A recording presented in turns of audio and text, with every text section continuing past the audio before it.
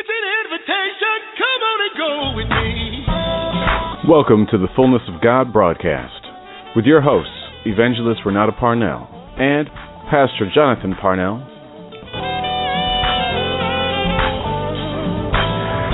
Please stay tuned until the end of the broadcast for contact information. And now, here are your hosts, Evangelist Renata Parnell and Pastor Jonathan Parnell.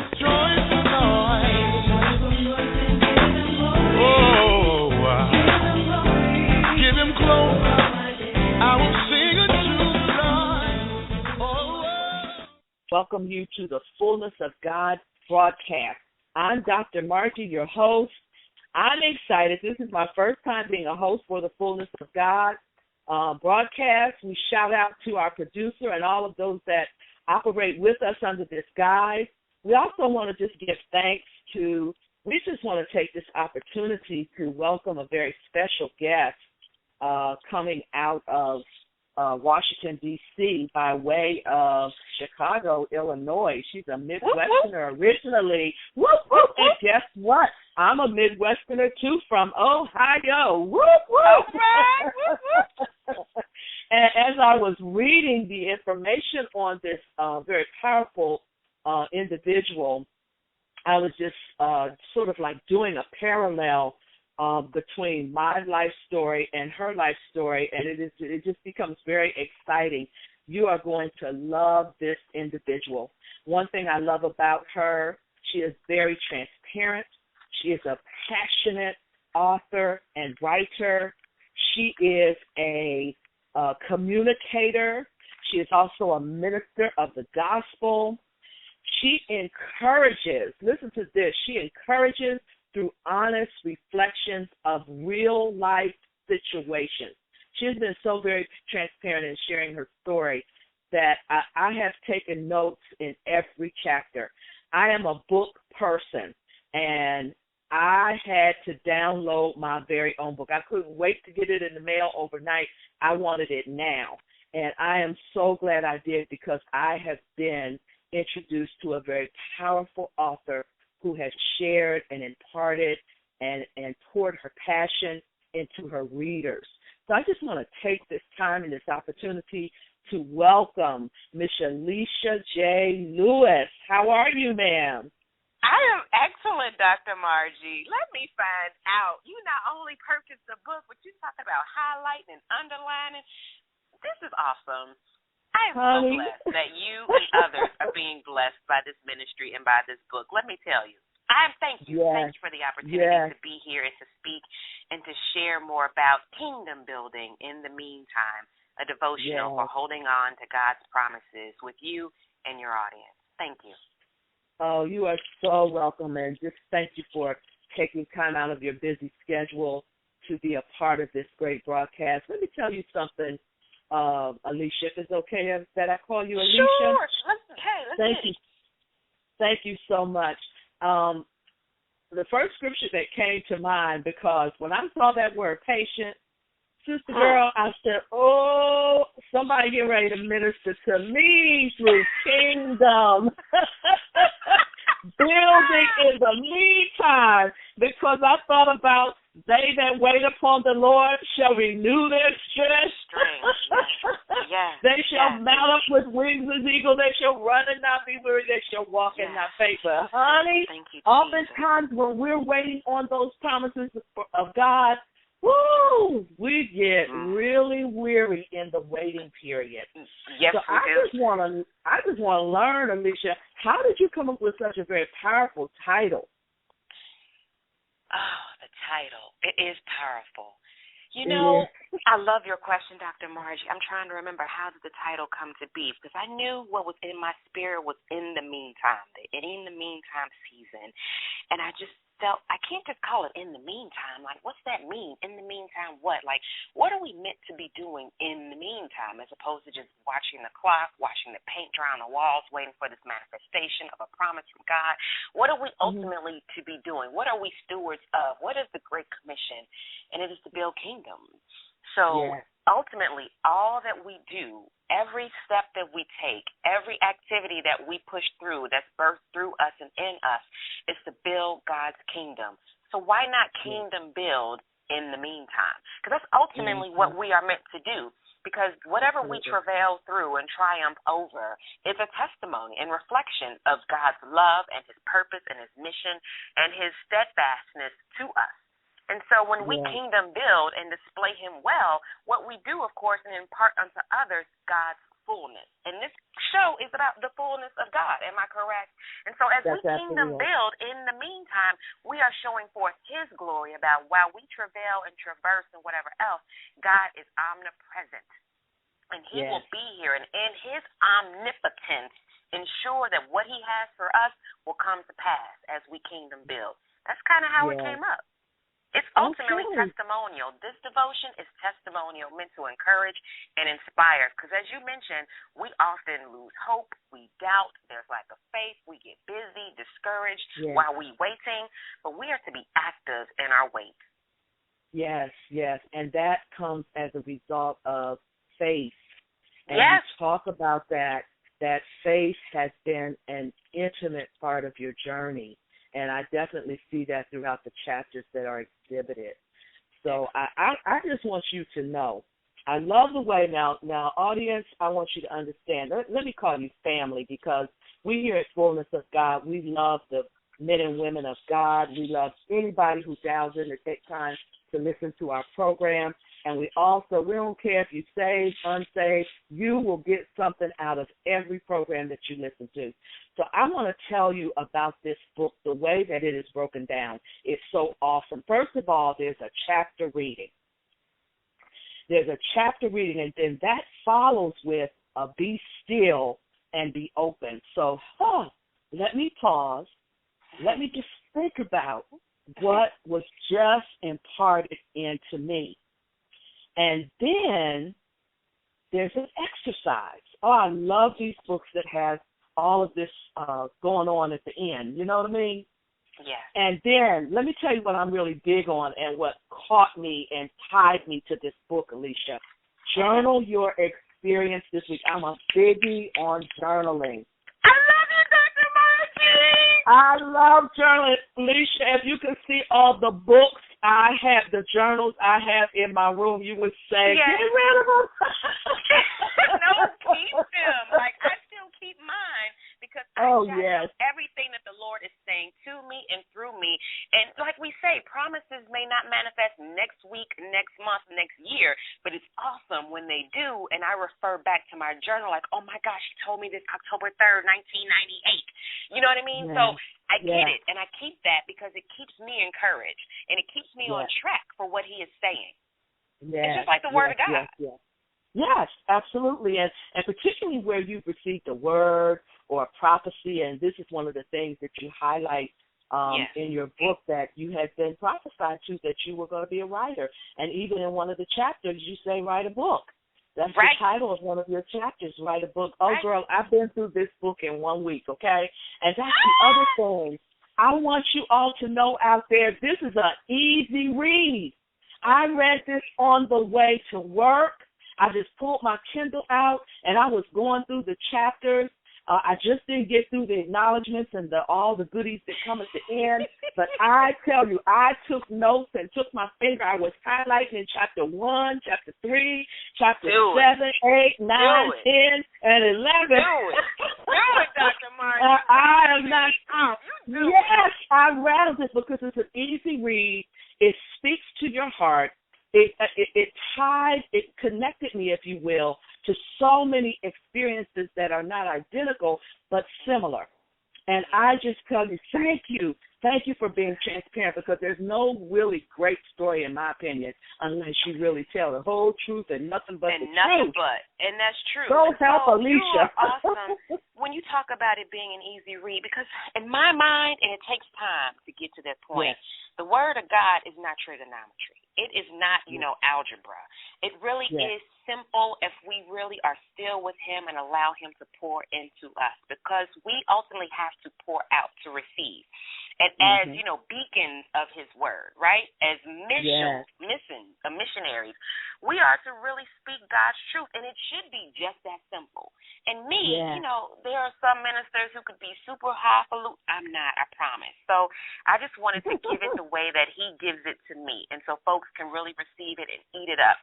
Because as you had mentioned in your opening remarks, this show is for the believer and those who may not yet believe. And so the word is the same way. So we can't be So we have to be transparent. We have to be real. We have to be relatable. We have to be teachable, and to help further instruct folks on how to do this thing. Like, what do you mean by deliverance?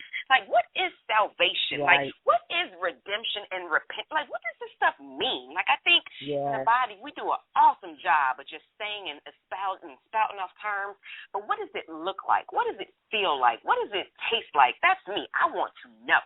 And so having, through trial and error, through opportunities that God has presented me with, kind of learn this thing, I want to share it, and I want to show, and I want folks to understand, well, what does it mean? What does it look like when we say, be still before God? Yeah. And that is what he said to me. You spoke about the devotional and how I share my story, and at the end of each chapter, I give awesome questions that, he just wants folks to answer, to think through, to be still. And the heading of each of those exercises and questions is be still, be open. Because that's what he told me. And I, in my bedroom, and that's where I journaled and wrote this book, in my little, bed. And I was just sitting here, and I could see it on the wall as if I had handwritten it across my bedroom wall. Be still, be open. Because he wants us to be still so we can hear him and be open. You got to dump some stuff. And that's the title of one of my chapters, Dump Some Stuff. We can't be holding on to everything and expecting God to bless and to do and to move and to woo and to be. We got to dump some stuff. And so we got to be still and be open about some stuff. And so I ultimately was in order for his glory to be manifest. So he can speak to me, because I really want this promise to come to pass, and I'm believing it will, and I'm so hopeful and excited. And that's how he wants us all to be. No matter how big, how small the promise is a promise. And what blesses me is that the word gives us his word. Like, the word gives us his word that he is going to do. Like, he cares enough about me, about you, about each of us, that he wants to bless us specifically. Come on, somebody. Yes. Specifically. And I receive it. Yes. I receive it.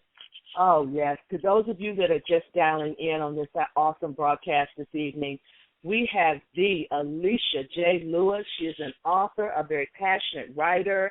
She is a woman of God. She's a teacher of the gospel, and she has written a book called Kingdom Building in the Meantime, a devotional for holding on to God's promises. And that's what we're talking about.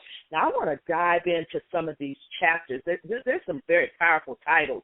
And she just mentioned one called Dump Some Stuff. But let me tell you what my favorite titles were, Alicia, where I wrote a whole lot of notes. Go ahead. I'm listening. I'm right to write. Lady in Waiting. Lady in Waiting was one. And, of course, that would draw my attention, because what are we waiting for? The obvious would seem maybe that Boaz that we've been sitting back waiting on. But you better know it. See, and I am waiting for that Boaz. But I just thought about, when we talked about that patience, Lady in Waiting is waiting for the promises that God has so promised that will come to pass if we just wait on him. And that's what you bring out. That's one of the things that you highlight in that Lady in Waiting chapter. Yeah. And then chapter 3, Live in Purpose. That was one that hit me. And then I caught Judges 13, 3-5, that you attached to this statement. When God places a seed in you, he will give you instructions on how to care for it. Yes. Woo! Yes. I tell you, that is powerful to me. Powerful to me.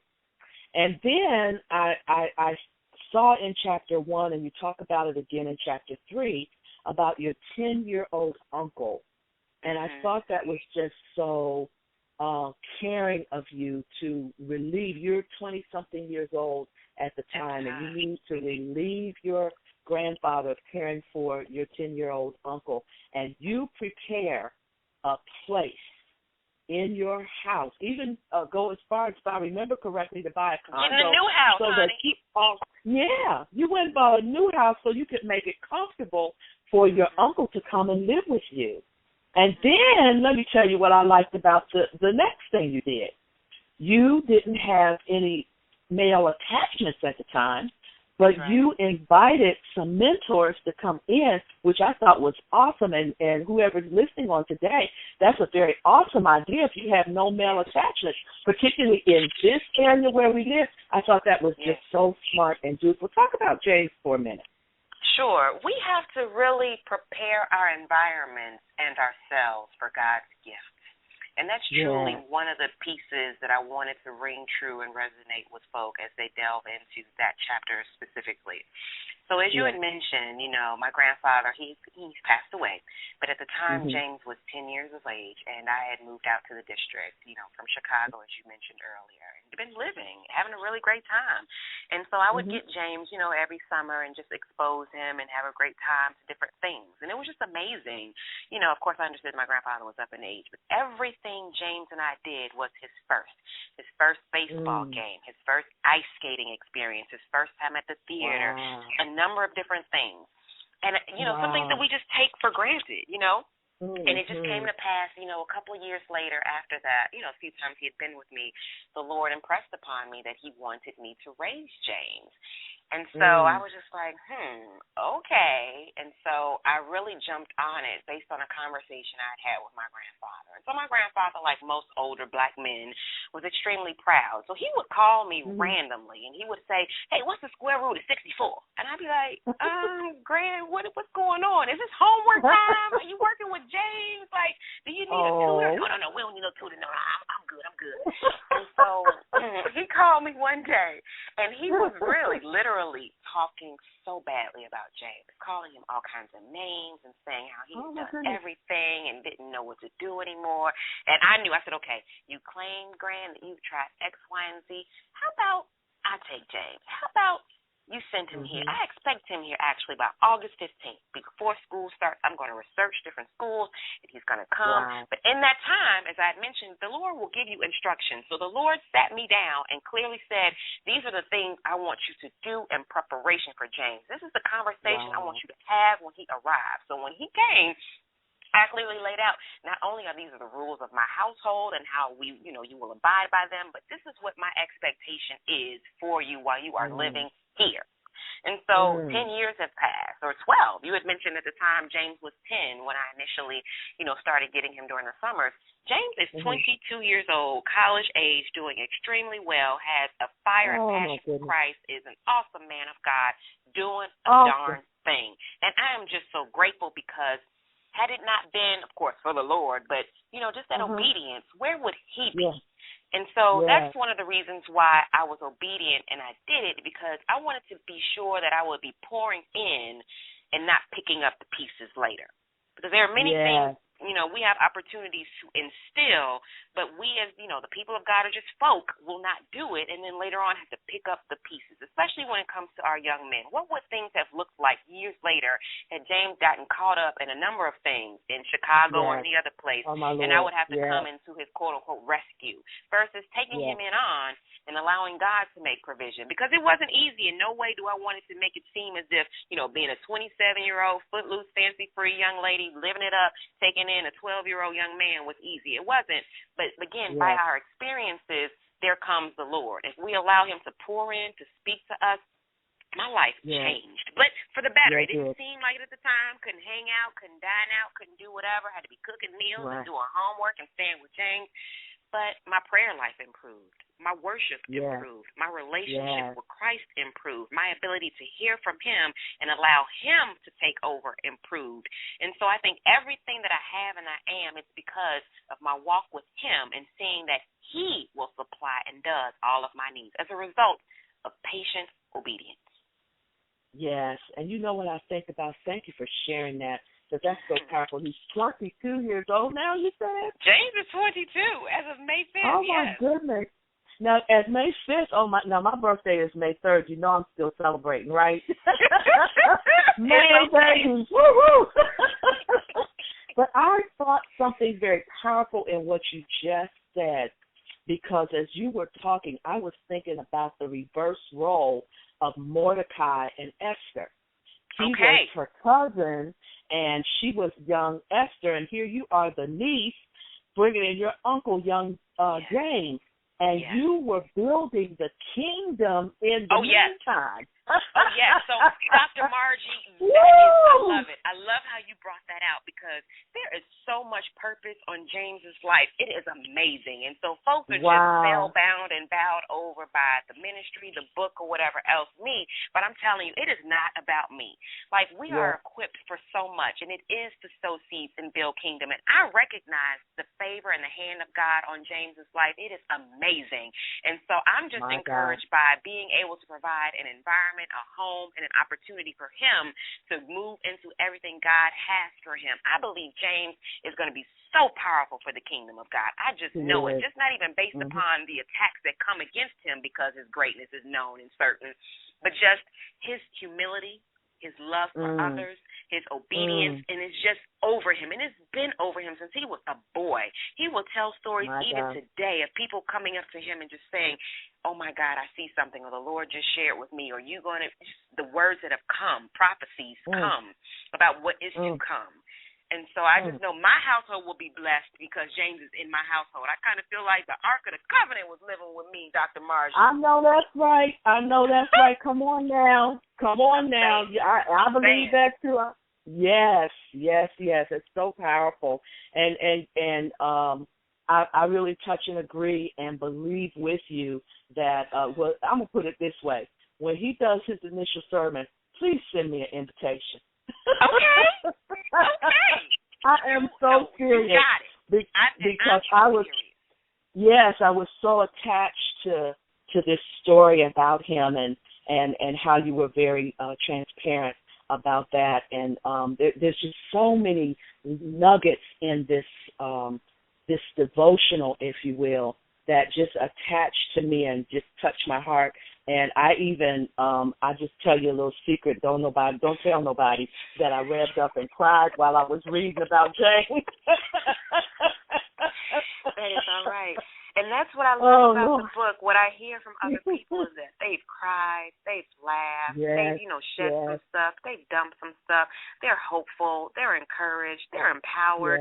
They have a renewed faith in Jesus. Like, I'm telling you, when I sat in my home, for the month, typing this thing late in the midnight hour each day, it didn't, come to me. I didn't realize what this was. And I was just saying, okay, Lord, you said write, so I'm just going to write. But not knowing, like, wow, folks are going to read this. This is really going to touch somebody. Wow, this is going to deliver somebody. Like, I had no clue. And that's, again, what I mean about kingdom building in the meantime, because he gives us instructions, not just about how to care for gifts, but how to prepare ourselves for the ultimate promise and gift he has in store. And you mentioned the story of Esther. She was hand-chosen and plucked. She didn't know what was to be, but, again, she went through those months of preparation and grooming to be the bride that would then save her own nation and people. She was kingdom building in her meantime. Yes. And so I just want to follow all the examples that I can. And I speak about Joseph in the book toward the end when I say about crushing the enemy. We got to crush this enemy, this foe that we have. I mean, he's already defeated, but we must realize it and just take heed to God's word and promises as we are doing it. So I just want folks to be faith-filled even the more, encouraged even the more, and allow kingdom building in the meantime to get them to where God has for them. And I want to make sure that people know where they can get that book from. I'm going to tell you one last chapter that touched my heart when you talked about your mother and her addiction, because I connected to that because that's my story as well. It wasn't my mother, it was a family member that went through this for 15 years, so I definitely connected to that and knew and understand. And I'm hoping we can invite you back in your spare time and talk some more about this. But, you should have a book circle or something. Just talking about this devotional. Yes. I would love it. I would love it. You got to help me out, Dr. Margie, because it's right straight hot off the press, so I'm still trying to figure out how to get it out to as many people as possible. You talked about a book circle, and I'll get into the question about my mom in 1 second, I promise. But, as authors, we aren't really as attached to our audiences because it's just a transaction. You put it out there and people buy it, and you don't really know what impact it's having. But fortunately, I was able to connect with a few women who have read it, and we had like a small book club in my home, which I filmed, and I'll release portions of that soon. It's presently being edited, so folks can not just hear from me, but hear other people's testimonies of what this book and how the Lord has, blessed them as a result of reading and diving into this and working through the exercises. So I would love to do as many speaker circles, reader circles, whatever it needs for his word to get out, because it's not about me. I just want the ministry to bless as many as are able and is meant to bless. Speaking of my mom, so you're absolutely correct. My mom was a substance abuser. I didn't realize it because she was functional. She was introduced to crack cocaine by my father when they had married a few years later because he had fallen into it after his father passed. So he was, I guess, grieving, got into, cocaine and then moved on to crack cocaine when, money got hard because, his lifestyle changed as a result of his addiction, as did ours. And I was 16 years old and came to realize that my mother had this habit because money was missing from my bank account. And an aunt told me the deal and what was happening. And so I confronted my mother. And then, the journey had been almost 20 years to where we are now in terms of her just now, the last year being delivered from her addiction. And so I delve into how that issue impacted our relationship and how, I created a new norm between us where I didn't even realize the relationship was strained and how that strained other relationships. And so as I'm preparing for my promise of being married and wed to this awesome Boaz man, I realized I got to dump some stuff. I got to repair some relationships. I can't go into a relationship harboring ill and evil and, not being able to really deal with issues. And what would that look like? You can't bring no mess into something that the Lord wants to bless. So, it's all about preparation for this time, for this promise. And that's what I want folks to realize. The Lord is promising you something today. We have to do something in the meantime because it's not necessarily going to come overnight because we have to be ready for it. And so I'm getting myself ready with his instruction for this promise of marriage. And so I realized I needed to restore my relationship with my mom and others. And I speak about how to do that. And I give folks exercises of how to do that. And so one more piece, you wanted to talk about, where do folks get this book? You can go to the website. It's my name, Alicia, AliciaJLewis.com. And it's spelled like Alicia Keys, ALICIA, JLewis.com. You can also buy it on Amazon. You can also, visit me, on Facebook, Kingdom Building in the Meantime. That's where you can find the book.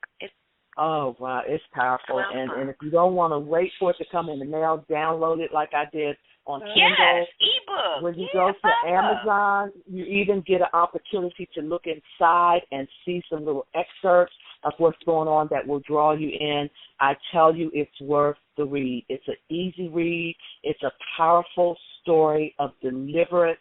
It's a riveting story of how you two can connect to the same God that delivered and brought Alicia J. Lewis through. He can bring you through any circumstance. It doesn't matter what those circumstances are. Well, thank you so much to our family. This is Alicia J. Lewis. She's the author, very passionate writer of Kingdom Building in the Meantime, a devotional for holding on to God's promises. Get your copy. Go to her website, AliciaJLewis.com. So, Alicia, thank you, and we look forward to meeting up with you again. Thank you for tuning in to the Fullness of God broadcast. If this message has been a blessing to you, please let us know. Send letters and love offerings to Daughters of Distinction, LLC, care of Fullness of God broadcast. That's P.O. Box 9001, Silver Spring, Maryland, 20916. Or call 240-388-4137. Visit the ministry website at www.dailyliving.network.net or www.wofgod.org. The anointed music used in this broadcast is from Pastor Derek Rutley Sr. To purchase his music, log on to www.darickley.com. Pastor Derek's music is also available through iTunes, Amazon, and CD Baby. Be sure to tune in next week